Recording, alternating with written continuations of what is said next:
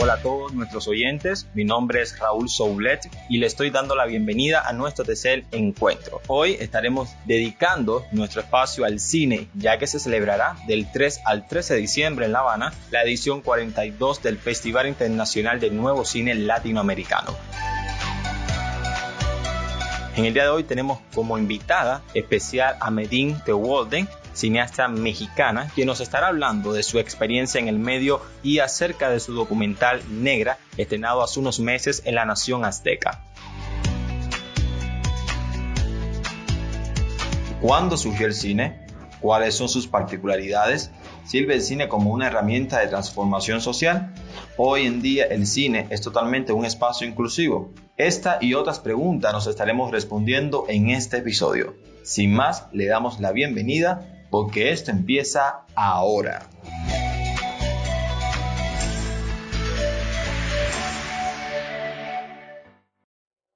El cine es la técnica y el arte de crear y proyectar metrajes, como se conocía las películas en sus inicios. La historia del cine como espectáculo comenzó en París el 28 de diciembre de 1895. Desde entonces ha experimentado una serie de cambios en varios sentidos. Por un lado, la tecnología del cinematógrafo ha evolucionado mucho, desde sus inicios en el cine mudo hasta el cine digital del siglo XXI. Por otro lado, ha evolucionado el lenguaje cinematográfico, incluidas las convenciones del género, y han surgido así distintos géneros cinematográficos. En tercer lugar, ha evolucionado con la sociedad, con lo que se desarrollaron distintos movimientos cinematográficos. Debido a la gran diversidad de películas y a la libertad de creación, es difícil definir lo que es el cine hoy. Sin embargo, las creaciones televisivas que se ocupan de la narrativa, montaje, guionismo y que en la mayoría de los casos consideran al director como el verdadero autor, son consideradas manifestaciones artísticas o cine de arte.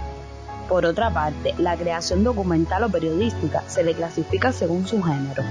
A pesar de esto, y por la participación en documentales y filmes periodísticos de personal con visión propia, única y posiblemente artística, directores, fotógrafos y camarógrafos, entre otros, es muy difícil delimitar la calidad artística de una producción cinematográfica. El cine es un recurso muy valioso para la sociedad. Construye un imaginario de la realidad representada que puede referirse tanto al pasado y al presente como incluso al futuro y a cómo serán nuestras sociedades. Hoy en día el cine no es solo entretener, sino educar para que las personas vean, sientan y perciban el medio cinematográfico desde una dimensión humanística y didáctica, que ayuda a comprender mejor el mundo a modo de ventana abierta que le invita a indagar, explorar y recrear dicha realidad. Transmite no solo escenas, sino experiencias vivas y necesarias. Una película documental no es, en consecuencia, una estructura deliberada que se apoya en un modelo preexistente. El filme documental cuenta con hechos que han sucedido o que están sucediendo independientemente de que con ellos se haga o no una película. Sus personajes existen también fuera del cine, antes y después. Es esto y únicamente esto lo que diferencia un filme documental de una ficción. Un documental que cuenta algo que ha pasado, trabaja con los restos de esto que ha sucedido hace mucho o poco tiempo. Trabaja en consecuencia con material de archivo, toma fotos, sonidos que pertenecen a esa época pasada. También con imágenes filmadas de los lugares en los que sucedieron los hechos y trabaja con los restos de esos hechos en la memoria de la gente. Pero cuando cuenta cosas que están pasando, que se producen en el mismo instante en el que el cineasta las está filmando, el trabajo se organiza de acuerdo a las características del material.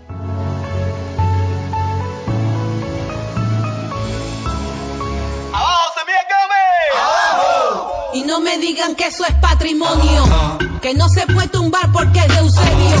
Esta solicitud no es para escritorio, es una exigencia del pueblo. Y no me digan que eso es patrimonio, que no se puede tumbar porque es de Eusebio. Esta solicitud no es para escritorio, es una exigencia del pueblo. Oye, ¿dónde está eso, Guaro? En la mismísima calle Avenida de los Presidentes, hay una gran estatua de José Miguel Gómez, que si la ve Pedro y Bonet. Ay, no entiendo qué hace ese tipo ahí, después de una revolución que se hizo aquí. ¿Qué fue lo que pasó con la memoria de este país? No sé a ti, a nosotros no nos representa. Que no me Para mí está claro que está glorificando el racismo al descaro. Hago un llamado al graffiti cubano. Si no la tumban vamos y la grafiteamos. Esa redonda falta de respeto en el medio del vedado. ¿Qué hacemos? Nos callamos. No, nunca. El tumor ese lo estirpamos. Es por eso que aquí estamos. Es por eso que cantamos. Larga vida al micrófono. Y no me digan que eso es patrimonio, que no se puede tumbar porque es de Eusebio. Esta solicitud no es para escritorio, es una exigencia del pueblo. Túmbelo. Y no me digan que eso es patrimonio, que no se puede tumbar porque es de Eusebio.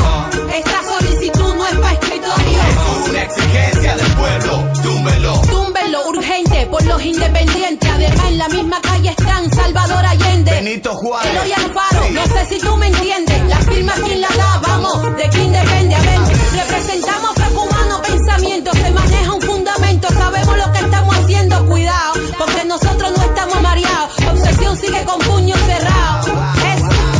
Yo no he hecho nada, solo dije lo que hacía falta decir. Es la verdad y la historia a mí no me permite mentir.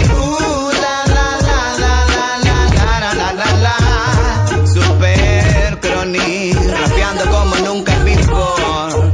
Yeah. Ahora que te enteraste ya puedes pasar el mensaje y repetir con este mismo aguaje que traje. Túmbelo.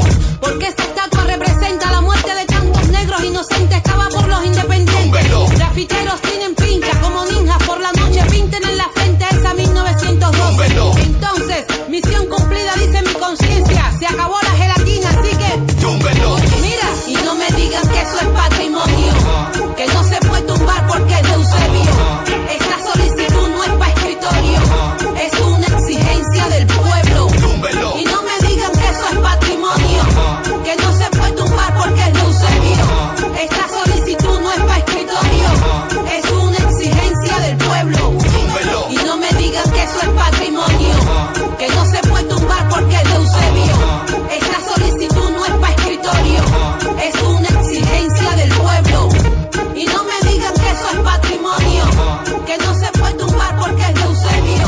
Esta solicitud no es para escritorio, es una exigencia del pueblo. Acabamos de escuchar la canción titulada Calle G del grupo de rap cubano Obsesión. Esta canción forma parte de la banda sonora del documental 1912, Voces para un Silencio, de la realizadora cubana Gloria Rolando.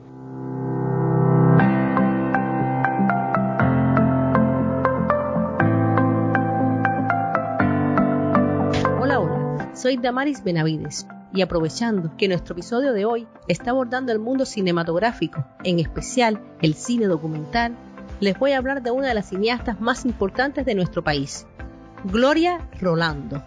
Como realizadora de documental, Gloria tiene una vasta obra que abarca zonas históricas de la nación cubana poco conocidas. Es merecedora de varios galardones y reconocimientos, como el Premio Caracol, otorgado por la Unión de Escritores y Artistas de Cuba en el año 2016 por su obra Diálogo con mi abuela. Sus materiales están marcados por un profundo activismo y estudio de la cultura afrocubana y cómo esta cultura ha compuesto la formación de la nacionalidad cubana. Gloria Rolando fue nombrada el año pasado miembro de la Academia de las Artes y Ciencias Cinematográficas de Hollywood y actualmente trabaja en la miniserie documental Hermanas de Corazón. Sus obras están respaldadas por investigaciones que le han permitido un acercamiento a las raíces de la cultura no solo cubana, sino también la caribeña, reflejando un verdadero conocimiento de causa, sin dejar de lado los elementos del lenguaje fílmico. Igualmente, sus documentales han sido presentados en unas 75 universidades de Estados Unidos que realizan estudios sobre el Caribe y la diáspora africana. Entre sus obras cinematográficas se destacan Los hijos de Baraguá, 1912, Voces para un silencio y otros. Una de sus obras más significativas para mí es Diálogo con mi abuela, estrenada en el año 2016. Este mediometraje muestra la grabación realizada en 1993 por la misma directora que grabó a su abuela Inocencia, sin imaginar que sería la base de un diálogo muy particular. La voz de la abuela y las fotos familiares de la realizadora forman parte de un relato cuyo objetivo es dar valor a la historia social de Cuba, a esos pequeños y grandes personajes de la vida cotidiana de cada familia negra. Gloria Es una mujer que se ha desempeñado en el estudio y rescate de la cultura, saberes y dignidad de las mujeres caribeñas. Ella sigue elaborando, investigando, creando su obra, filmando, dirigiendo, enseñando y poniendo en alto el nombre de la mujer cubana en el séptimo arte. Gloria Rolando, este es nuestro humilde reconocimiento a su obra que tanto nos gusta y agradecemos. Espero llegue hasta usted y escuche este episodio. Le envío en nombre de todo el equipo un beso grande y muchas bendiciones.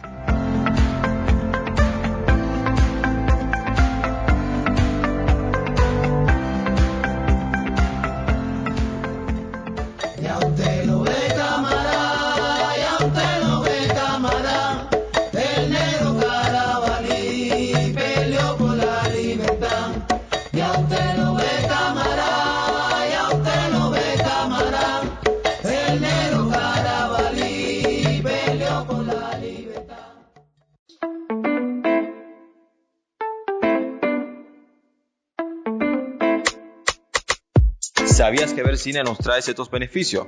Pues nos ayuda a percibir y enfrentar mejor los problemas. Al igual que la literatura, el cine contribuye a mejorar la capacidad de empatía. Quien ve una película está acompañando a sus protagonistas y de forma imaginaria se pone en su lugar, experimentando emociones, deseos, sufrimientos, alegrías y penas.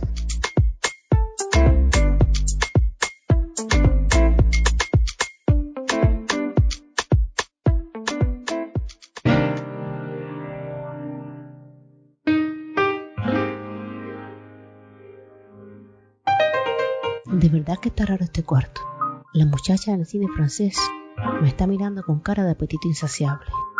Dos manos salen de la pared abrazando la nada. Alfred y Koch, en esquizofrénicos cuadros, forman una rosa. Cuelgan los bolsos tras la puerta. También cuelgan las telarañas y el polvo dibuja las paredes plegadas de afiches y propaganda. No dejan de molestarme los mosquitos. Cine pobre, un post de porno para Ricardo. Hay tanto calor. Debí apagar la luz de la sala, así todo estuviera realmente oscuro y no tuviera que ver nada, ni siquiera tu espalda.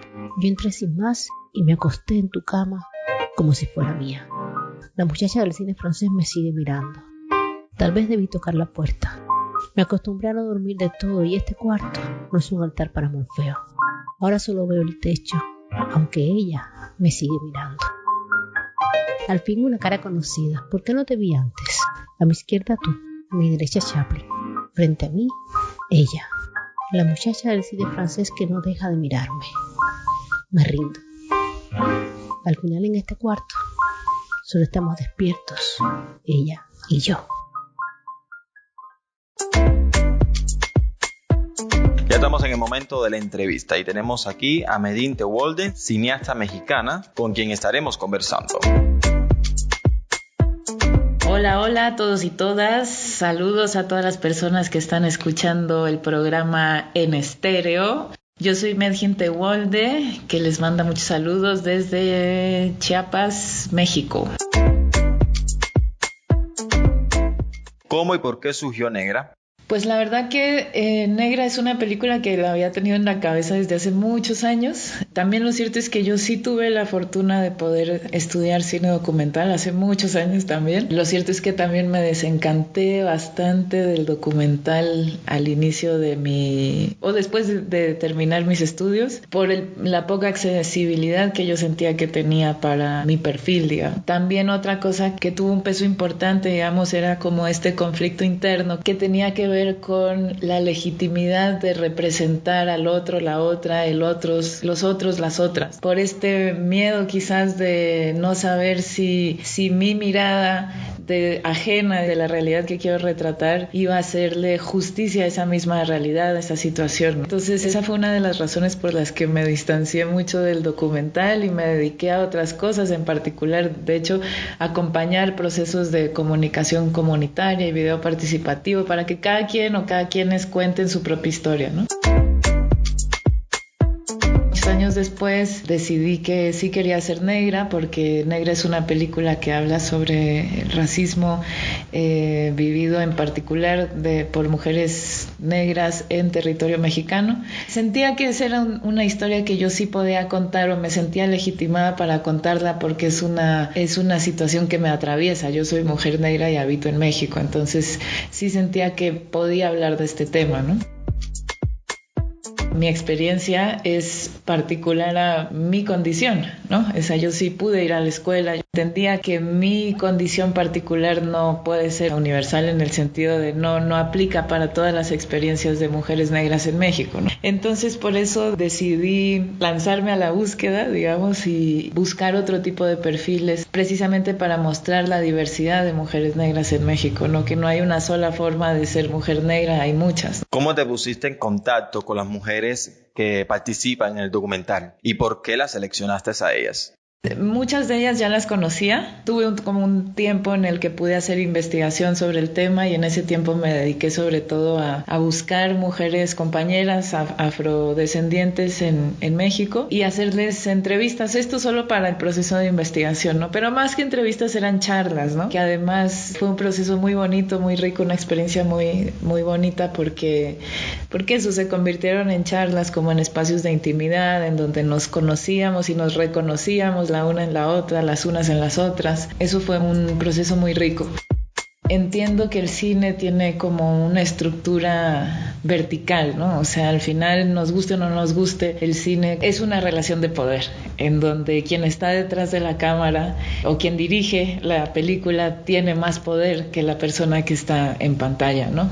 O la persona que está del otro lado de la cámara, digamos, ¿no? Entonces sí me parece que es una relación no equitativa desde el inicio. Y sin embargo, yo quería explorar, digamos, como en otras formas de equilibrar más esa relación. Evidentemente creo que nunca va a ser equitativa, pero sí creía firmemente que podía explorar, o que quería explorar, como otras formas de hacer este trabajo de forma más horizontal. Eso me llevó, digamos, a la idea de que entonces yo también quería ser, en realidad yo no quería ser personaje de la película, yo no quería estar frente a cámara, pero sentía que exponerme yo como directora y además como personaje era una forma de equilibrar ese desequilibrio de poder, ¿no? Y someterme yo también como al mismo nivel de exposición que yo le estaba pidiendo a las demás compañeras, ¿no? Entonces, bueno, así fue como decidí que yo también iba a ser un personaje en el documental, y entonces también decidí que la película iba a ser una búsqueda. Mi intención era como develar que las experiencias racistas son parte de una estructura, ¿no? Es un sistema, ¿no? Entonces, en ese sentido, quería develar, digamos, varias historias de experiencias racistas de mujeres afrodescendientes, precisamente para entender que lo que me pasó a mí le había pasado a otras, y entender que eso no es casualidad, ¿no? No es personal. Entonces, eso fue, digamos, que partiendo de esa idea, decidir quiénes eran las demás compañeras que participarían en la historia. Fue como ese filtro, ¿no? O sea, la relación que yo podía tener con cada una, o sea, que mi historia podía tener con cada una de las demás historias, y las demás historias la relación que podían tener con la mía, ¿no? Como encontrar coincidencias, ¿no? O complementariedades en la historia también, ¿no? ¿En qué estados de México se realizaron los rodajes y por qué? Los rodajes los hicimos en 3 estados de la República. Yo vivo en el sureste de México, en Chiapas. Entonces grabamos, las compañeras algunas vivíamos aquí en San Cristóbal, en Chiapas. Grabamos en Oaxaca, en la Costa Chica de Oaxaca y en la Costa Chica de Guerrero. La Costa Chica es como una de los lugares o de los territorios donde se concentra población afromexicana en México. Eso no quiere decir que no existan poblaciones afromexicanas en otras partes de la República, sí las hay, pero bueno, la verdad que a mí me quedaba más cerca, no tenía presupuesto para ir más lejos, entonces un poco fue así la decisión de quedarme como en este territorio, ¿no?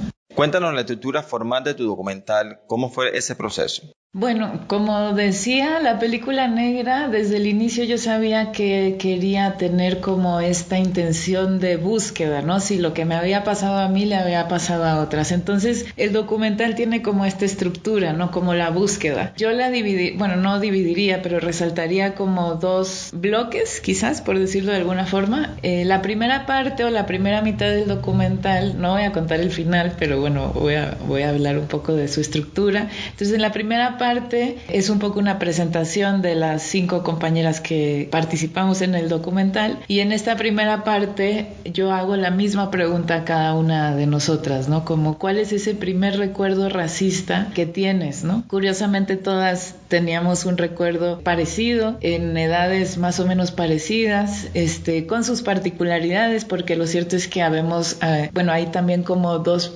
perfiles, digamos, entre las compañeras o personajes que aparecen en la película. Uno es como las compañeras que nacen y crecen en comunidad afro-mexicana, y otras compañeras como yo que nacemos y crecemos en comunidades que no son afros, ¿no? Que no se reconocen como pueblos afrodescendientes, ¿no? Entonces era interesante como ver esas diferencias, ¿no? Esas diferencias y también esas similitudes en cada una de las historias. Luego hay un momento en donde, bueno, ahí sí no voy a contar mucho de la secuencia porque no quiero arruinarla para quienes no la han visto. Para mí era importante que la película no se situara solamente en el recuerdo de una situación o una experiencia racista, porque eso puede revictimizar, ¿no? a la persona, ¿no? Entonces para mí era importante que, por ejemplo, toda esta segunda parte doy espacio en donde cada una se muestra cómo trasciende esas experiencias racistas, ¿no? Y cómo casi nos celebramos en nuestra identidad afrodescendiente o afromexicana, ¿no?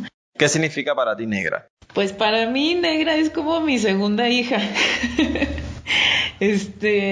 La verdad que cuando terminamos de hacer la película, cuando terminamos de editarla, cuando la acabamos, me di cuenta que hice la película que a mí me hubiera gustado ver cuando era más joven, más chica, ¿no? Como por lo menos aquí en México, por lo menos los referentes mediáticos que hay sobre la afrodescendencia no son referentes del todo dignos, ¿no? O sea, son muy ridiculizados, infantilizados, hipersexualizados, ¿no? Entonces, para muchas personas afro en México que recibíamos como esta información en los medios, claro, para muchas, si ser negro o ser negra era eso que estábamos viendo, pues entonces pues nadie quería hacer eso, ¿no? Como nadie quería hacer el ridículo, ¿no? Entonces sí creo que me hizo falta, ¿no? Como tener todos estos, muchos más referentes, ¿no? Entonces eso, cuando acabé la película me di cuenta que había hecho la película que me hubiera gustado ver. Las proyecciones del documental, ¿cómo han sido? ¿Cuál ha sido el resultado? Cuéntanos tu experiencia, alguna anécdota sobre el estreno. Bueno, Negra es una película que terminamos a finales del año pasado. El estreno se iba a hacer con una gira de documentales que se llama Ambulante, que es una gira muy, muy famosa, digamos, itinerante aquí en México, que va por varios estados de la República. Fue seleccionada en esa gira y pues se iba a ir de gira este año con la muestra. Lamentablemente, pues la condición sanitaria actual pues no dio la posibilidad de que se hiciera la gira. Fue muy triste al principio, como que hay tanto tiempo que, o sea, bueno, en realidad no es lo más triste de la pandemia eso, pero bueno, al final esta gira de documentales Ambulante decidió hacer la gira igual, pero la hizo en línea, la muestra más bien, hizo la muestra en línea, y nos llamaron para preguntarnos si aún estábamos dispuestos para presentar la película en esas condiciones, ¿no?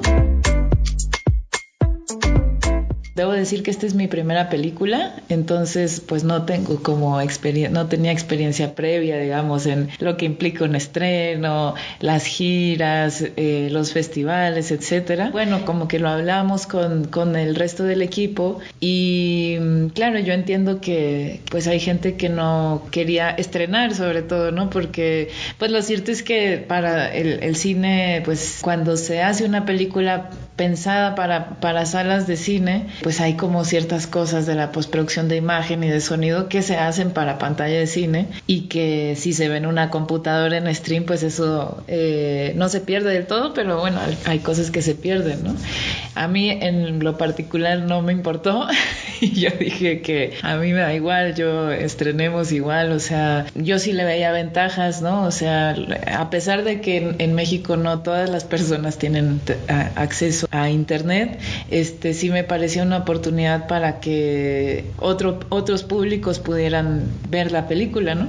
Entonces así lo hicimos, estrenamos en el Festival Ambulante y la verdad te digo, como es mi primera película no tengo una experiencia previa, pero en definitiva lo que más valoro y lo que me llevo así, lo que tengo como una experiencia muy grata que guardo en mi corazón es haber tenido como esa oportunidad de recibir tantos comentarios a través de las redes sociales. Mi corazón estaba contento de recibir pues eso, toda la gente que se tomó el tiempo de escribirnos y de agradecernos, sobre todo, y esto sí lo más, sobre todo las compañeras afros, compañeras negras, mujeres negras que vieron la película y escribían diciendo, wow, me sentí representada, me vi en la película, ¿no? Otra gente con otro tipo de experiencias, ¿no? También, ¿no? Entonces la verdad que eso sí lo rescato mucho y porque creo que luego en las giras, en las salas de cine, la directora, el director no siempre están presentes, ¿no? Entonces esos son comentarios o retroalimentación o una comunicación que nunca llega, ¿no? Entonces eso sí lo he agradecido mucho. ¿Sirve el cine como una herramienta de transformación social? Pues yo sí creo que el cine debe de ser es una herramienta que puede contribuir en las luchas sociales. Creo que no todo el cine está intencionado para eso, pero en definitiva ese es el cine en el que yo creo, ¿no? El cine como herramienta de transformación. El cine es una herramienta también de divulgación, entonces también creo que como cineastas o la comunidad cineasta, sí creo que debemos de meter más esfuerzos para sociabilizar esta herramienta, ¿no? Para que sea más accesible a más personas, pero sobre todo a encaminarla, acercarla a las luchas sociales. Sabemos, ¿no?, que muchas luchas sociales usan la comunicación como herramienta para divulgar, para difundir sus luchas y me parece que el cine debe estar ahí, al lado, caminándole al lado. ¿Qué nuevos proyectos te ocupan ahora? Bueno, ahorita estoy empezando una nueva película, más bien un cortometraje, es una historia que se llama Yanga. Es una historia sobre cimarronaje que está inspirada en la historia de Gaspar Yanga, que fue un cimarrón aquí en México, que quisiera decir muy famoso, pero lo cierto es que no es nada famoso, no es muy conocida su historia y de hecho creo que lo que más me impactó cuando conocí su historia fue pensar por qué yo no conocí esta historia antes, porque esto no nos lo enseñan en la escuela, ¿no? Y me di cuenta que poca gente conoce sobre la historia de Gaspar Yanga y poca gente en México conoce sobre cimarronaje. Entonces, bueno, eso es lo que estoy haciendo ahora. Muchas gracias, Medin, por aceptar nuestra invitación. Ha sido un honor para nosotros de que hayas participado en este episodio. Muchas gracias por la invitación, fue un gustazo, espero me sigan invitando, pero que la próxima sea presencial. Y nada, muchos saludos a todos y todas. Gracias, hasta luego. Estuvimos con ustedes hoy Damaris Benavides, Jessica Crespo y quien les habla, Raúl Soule. Así que volvemos la próxima semana. Chao.